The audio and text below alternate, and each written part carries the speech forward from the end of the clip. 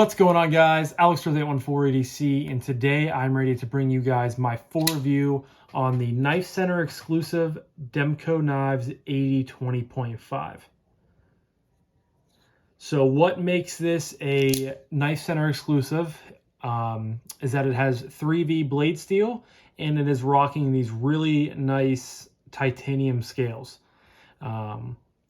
This definitely was a pricier Demko, but you have to, put into account, again, the better blade steel and the from factory titanium scales. But again, we'll get into that, at the end of my video where I go over the price point and, what I recommend this knife.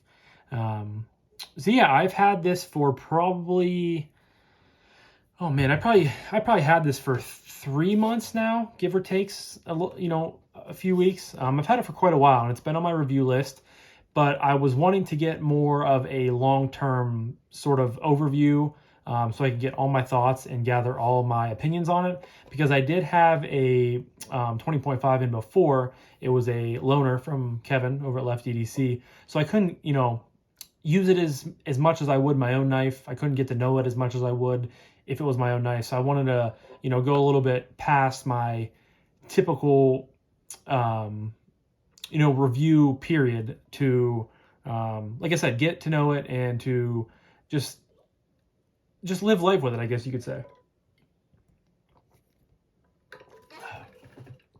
So I've had it for a while and I really do enjoy it. It is a great knife.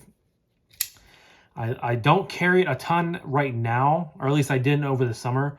As much as I would have wanted to, I had to kind of be picky and choosy when I carried it, because 3V is a corrosive steel. It's very tough, and I think 3V is a good steel, but I couldn't, carry it on really hot days because, this is a premium knife to me. This is definitely, it's between this, the TRM Neutron 2, and those are my two expensive ones.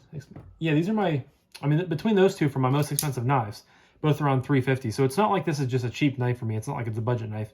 I didn't want to ruin it with rust and risk, getting some ass juice on it, as Kev says, and, rusting out. So I carried it, I've carried it enough times. I've used it a lot and whatnot, but, this is a great EDC knife. So I really could, see myself carrying this a couple times a week. I just, wanted to weight off and, not carry it, if that makes sense to you guys, because it's not like I haven't carried the knife at all, so I can't give you guys my thoughts and my opinions on it. I've used the knife. I have, cut with it and everything like that, everything that I should do before I do a review. But I just haven't carried it like every single day like I could see myself doing, because I really do enjoy this knife. I really do like a lot of the things about it. There are a few things, very small, few things that I would change, but at the end of the day, it's a really, really good knife. So make sure I'm still filming. Yes, I am. My phone's back to being a little weird lately. Sometimes I haven't had it cut off on me since I've started filming without having. So backstory: over the summer, you guys know that I had a lot of issues with like storage on my phone, and videos were cutting out and all that. And I got Google Photos, so I took all, I had a lot of photos on my phone. Took them off, put them on Google Photos so I could film and not have to worry about it cutting out. And it's been working great. I just sometimes I use my watch to still make sure that I'm in the frame and everything like that. And sometimes it cuts itself off, and it hasn't like not filmed me before. I just kind of freak out once in a while, but I still am filming. So yeah, without further ado, we're going to jump right into materials. So like I said, this is rocking straight from the factory titanium scales, and they are really nice, nicely finished, nicely contoured. They have a great feel to them. Not overly slick, but not like super textured, if that makes any sense to you guys. It has the shark's foot blade here. I prefer this one much more over the clip point. I know you don't get as much, like the blade to handle ratio is a little bit off, but I personally think the shark's foot looks a little bit better, and it's a little bit more useful in my day-to-day activities. So that is the shark's foot. You have it in 3V, like I've mentioned before, right there. It says Taiwan. These are made in Taiwan. Demko logo. Another really cool thing that I love about this specific exclusive is that it has the bigger custom almost pivot logo. So you have the Demko knives right there, and then you have Wampum, PA, which is where Demko is located. And you guys have probably heard me before if you've caught either video or a couple videos revolving around the 8020.5 on my channel before. Wampum, PA is like an hour and a half, 2 hours for me. So I think it's super, super cool that, you know, a little, and it's a little rinky dink. Like I'd never heard of it before I got into the knife world and learned about Demko and learned that's where he's from. It's like a little hole in the wall, you know, small town that I wasn't familiar with, but I looked it up and I was like, oh my God, that's like an hour and a half from me. So I just think it's cool that I have a piece of artwork from a guy, you know, making knives that are very well perceived and very well received by the community and are in high demand. And I have one in my collection. I've always thought that was cool. So I really do enjoy having the larger pivot on there because the normal FRN ones have like a pivot collar almost thing that goes around of the FRN. So this, I mean, this looks like it rolled almost right out of the custom, you know, Demko factory or garage or basement or whatever he does it in. I think it's a garage, but just oversized pivot, looks really, really good with the logo. Wampum, PA, Demko knives, really do appreciate that. And like I said, the scales are, you know, very nice to touch, very easy to grab onto. The ergos, well, jumping ahead, ergos are really good, but it's very lightweight. There isn't a ton of milling going on, but the titanium itself is nice and lightweight. It could have been a little bit lighter, I guess, if they would have milled some pockets out of it, but I don't think that's a huge issue. There's a patent number under the shark lock bar right here, which you guys might not be able to see, but it's on bearings. Got the shark lock, of course, that is the huge, you know, drawing of these knives and of Demko knives in general. Is his, you know, he's patented like 4 locks, which is really, really cool. Got some standoffs in the back here. And then I, of course, added the Lynch Northwest deep carry clip.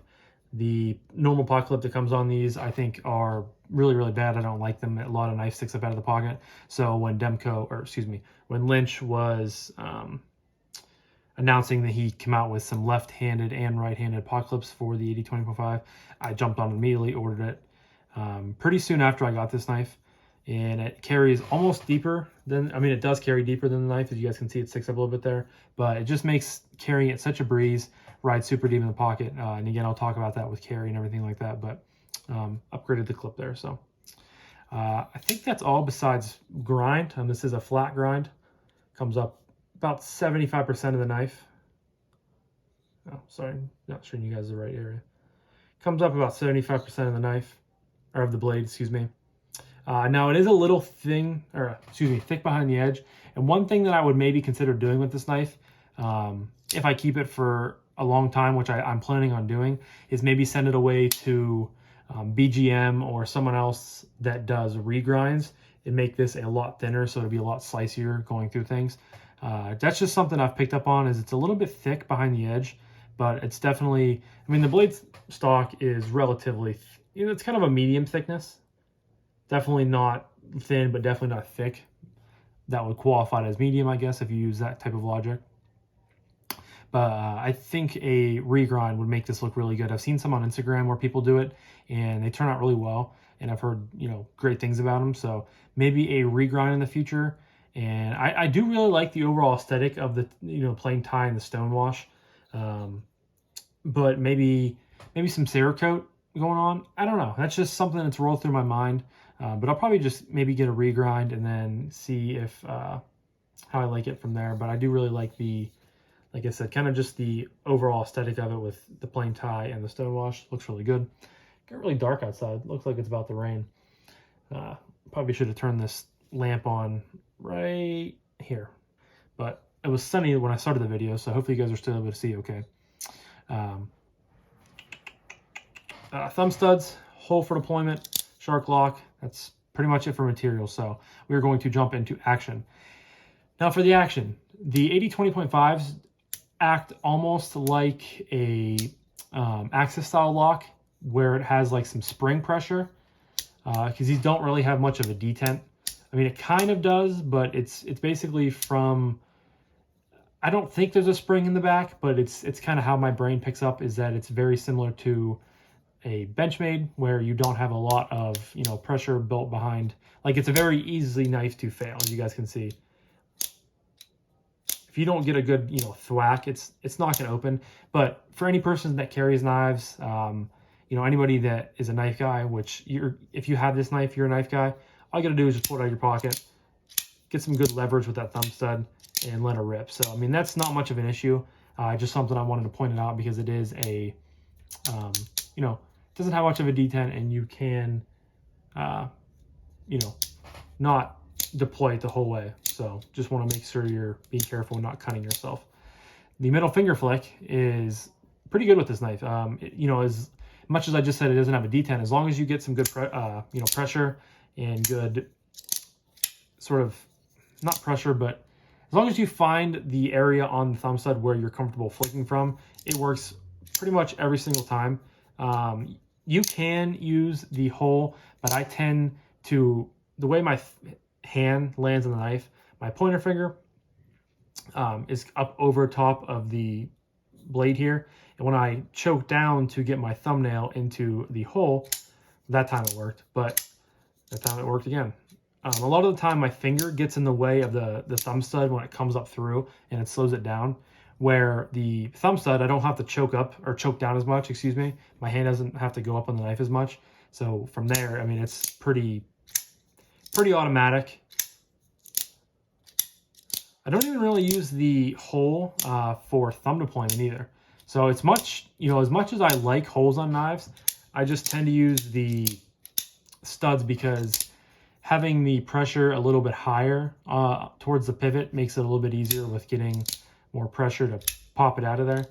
You can use, well, see, I messed it up there too. You can use it, but I tend to fail. Like, I struggle more with the thumb flick with the hole than the middle finger flick with the hole. I really never use the hole for either, but I definitely would feel more comfortable using the hole for the middle finger flick. But of course, you guys know the shark lock. You know, one of the huge things about it is the fidgetability, and this thing is, I mean, it just drops, sucks itself in. Don't know why my TV just started playing something, but oh well. Sorry about that, guys. I thought see, that just happened to me again. I thought my phone was not filming because my watch turned off. I picked up the camera, I messed it all up and stuff like that. So my apologies, but as I was saying, the shark lock is just, I mean, you pull it back and it drops. Just feels awesome. I mean, I can sit here and just do this all day. It's so fun. And it's also a very strong lock, so you're getting kind of the best of both worlds with having that fun fidget factor, but also knowing your knife can do some really good work if you need it to. And it's just, it sticks out a little bit, has some nice jimping. Just pull it right kind of back. And I mean, if you pull it straight down, you kind of catch it a little bit. So you just pull back and up a little bit, and it just drops. So from a fidget factor standpoint, I would have to give this knife a 10 out of 10, because you have the thumb flick, you have the middle finger flick, you can slow roll this knife, you can use a shark lock and deploy it like this, use a little bit of wrist. So it's very fun to fidget with. It's very easy to fidget with. I can remember when I first picked up Kevin's, when I got his in on loan, I couldn't remember how to, or I couldn't remember. I had never experienced a shark lock before, and I picked it up and, you know, fidgeted with it, and it came to me pretty easily. Just fun to fidget, fun to play with, fun to use in general. So fidget and action, 2 thumbs up. Next up is ergos. And as I said in the earlier in the video, the ergos on this are fantastic. You have a groove up here, almost probably like a 80-20 choil, 70-30, somewhere in there. You have a groove here, and then you have a groove here. Up top, it has a little bit of a slight kind of swell to it, and it's a very, very comfortable handle. You can choke back, and you have this nice sort of natural restriction point right here. I find myself in this grip a lot. There's some jimping up top. This is very comfortable if you're going to be doing some like push cuts, or just, you know, if this happens to be how you grip your knife. It's very comfortable. It falls in the hand very well. I easily get 4 fingers on here. My fingers just, you know, one's here, and then back 2 are kind of riding back there. Then you can choke up. It's also very comfortable. You get a little bit more access in the back if you happen to have a fifth finger. Hopefully you don't. I don't know. But the choil was very well done if you're going to be doing some precise cuts, and you have to be, you know, very careful of what you're doing. Excuse me. I really like the finger grooves. Sometimes finger grooves are tough to nail on a knife, but I think on this design it works so well. It locks my hand in there. I feel like I'm gonna be, you know, ready to do some work, ready to grip in. What was I gonna say? Sometimes I see people kind of holding it like this, kind of using the ramp of the shark lock as a finger area. I don't really like that. So if I'm choked back, I'm still using the jimping up here to place my thumb on, whether it's high, low, somewhere in the middle. I never am going to be gripping it in like this saber type grip with this shark lock being used as a ramp back here. But you know, reverse pull cut, reverse draw cut, very comfortable. You guys know me, I don't know all the grips, but you know, any way you grip this knife, you can use a pinch kind of grip if you're going to be doing some like Amazon opening. I've done that a lot before. It's very comfortable up here. It's nice and flat with these pivots. It's not sticking up or anything like that. Just rip through there. So ergos are awesome. Next up is Carry. Sorry. I'm all over the place today, guys. I really do apologize. This is a very hectic video. It's all over the place, like I said, but we're going to bust through it. I'm already 17 minutes in. I really don't feel like restarting. But you guys, hopefully my content is getting across to you guys, and everything I have to say about the knife is, you know, of course, taken with a grain of salt, but hopefully it's getting across well. But carry. This knife carries really, really well. If you would have asked me before I put this pot clip on, I would have said no, because again, the standard pot clip literally has like this much knife sticking up out of the pocket. It felt like I hated it. I carried it once with it and I just didn't like it. It's pretty much as bad as the standard PM2 and pair of 3 clips that Spyderco uses. Absolute garbage. I don't know why you'd want that much sticking up out of your pocket. So the deep carry clip from Lynch Northwest definitely takes this knife up a notch, and it makes it a lot more easy to carry. You know, this thing disappears in the pocket. As I mentioned earlier, it carries deeper than your pocket, so this thing is absolutely buried. Sits right there. I mean, you have the shark lock to, you know, potentially snag yourself on if you're down here pulling something up with your hand. But overall, I don't really think it's much of an issue. I never had an issue with it. You know, you could be getting coins or, you know, chapstick or something, but even if your hand happened to, you know, get on it, it's just going to bounce and deflect right off. It's not textured enough with jimping to make much of a difference. But it is, like I said, lightweight. It could be a little bit more lightweight if they would have made a few more milling pockets, but I think the you know, the titanium scales definitely gives it a little bit more of a rigidity and a little bit more strength than the typical FRN you get with it. So I think that's a, you know, a good win for maybe adding a little bit more weight with the titanium, but again, you're getting that rigidity and you know, overall, you know, sort of toughness as opposed to the FRN that might, you know, FRN tends to bow a little bit, and it's easily you know, kind of pushed on and stuff like that. So I think that's a good sacrifice to make, losing a little bit of weight for, I thought it was raining, for the overall strength of the knife. But, you know, drop in a pocket. I've carried this in gym shorts a few times when I've just been around the house, you know, moseying around, carrying it. And it even carries well in there. Front right pocket of my shorts, back right pocket of my shorts. It's not jean season yet, so I haven't been able to toss it in there, but that's what I'm most excited for, is to toss this thing in a pair of jeans, because this thing I think is going to get a lot of pocket time this fall. Once it cools down and I'm not sweating so profusely in the summertime, you know, you guys know how it is. I'm easily, you know, easily hot, and I sweat a ton, and I just didn't want to, you know, potentially ruin the 3V and rust it. But yeah, carries very, very well. So final price point, or final category of price point and what I recommend this knife. I think everybody should have a Demko in their collection of some sort. You know, if you want a full custom, you know, you want to spend $400 to $500 up to $800 or $900 depending on the different configurations you get. Or if you want to get a, you know, AD20.5, I think the 20.5 is a fantastic ADC knife. I have never handled one of the full custom ones, but I really do think that, you know, ergos are fantastic. You're getting a very cool lock that's, you know, very strong and can take some abuse, but is also just fun to sit here and fidget with for hours at a time. The ergos are awesome, like I said. Carries well. Just a much, in my opinion, slimmer package. I mean, it's very slim overall. I know the 80/20s full customs were a little bit beefy and kind of heavy. I mean, it's a big knife. It is what it is, but this fits my lifestyle better. I think this fits a lot of people's lifestyles better. So I can recommend the knife 10 times out of 10. I'm happy I have one in the collection. This was kind of an impulse buy when I saw it because I wasn't planning on getting one because at the time they just had the FRN handled ones. And of course you can get, you know, titanium scales, aftermarket. You can get micarta, fat carbon, whatever you have, or whatever you want, excuse me. But I really didn't want the AUS-10A or the K110 or the D2. I just was kind of waiting, I guess, for a better steel. And I think Knife Center was the first one to drop a, you know, pretty high-end steel. 3V is very tough. It's a very good steel. Much of a, you know, better steel than AUS-10A, D2, K110, stuff like that. So you're getting a very good upgrade there. So I do think the price point is worth it there. The scales are also very nice. Of course, you get the pivot, which is kind of like a hidden gem in my opinion. I think they did a really good job and a really cool thing with adding that there. Makes it up, makes the knife kind of class up a little bit more and feel like you almost have a full custom. Scales are very, you know, well finished, have a good texture to them, not too slippery, but not too, you know, grippy. So this knife came out, I think, at like $330. So with tax, it was closer to $350. That might be a little high. I maybe would have had it right around 300, you know, 270, 283, 300, somewhere in that price range.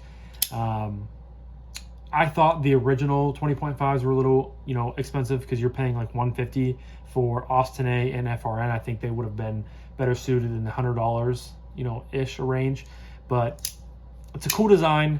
I'm supporting a maker that is close to my hometown, from, you know, little backwoods Pennsylvania. So I think that's really cool. And you kind of have to add a price to that.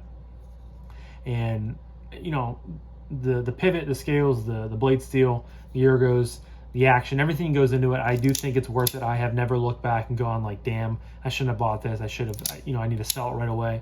Have I, you know, contemplated selling it? Sure, I've contemplated selling probably every single knife I have in my collection, but that's just what you do as knife guys. So I'm still sticking around and I'm planning on keeping it for a while, just because, you know, it's a cool knife, cool designer, and I really do enjoy it. I think it's a great EDC knife, so I can recommend it 110%. I forgot to mention earlier, I will leave a link in the description down below to Knife Center if they still have these in stock. I don't think they do. I think they dropped after the plain tie. They might have dropped like a textured titanium. That might still be in stock, but I will leave a link below if I can find it for you guys if you're interested in checking it out.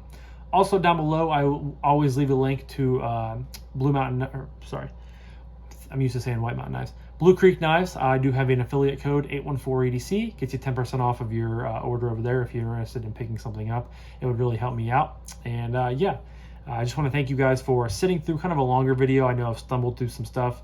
It's been a weird video, been all over the place. Had to, I'm gonna have to cut a little bit and make it a little bit better. But I do appreciate each and every one of you. I hope you guys have a fantastic rest of your day, and I'll talk to you guys in the next one. Peace.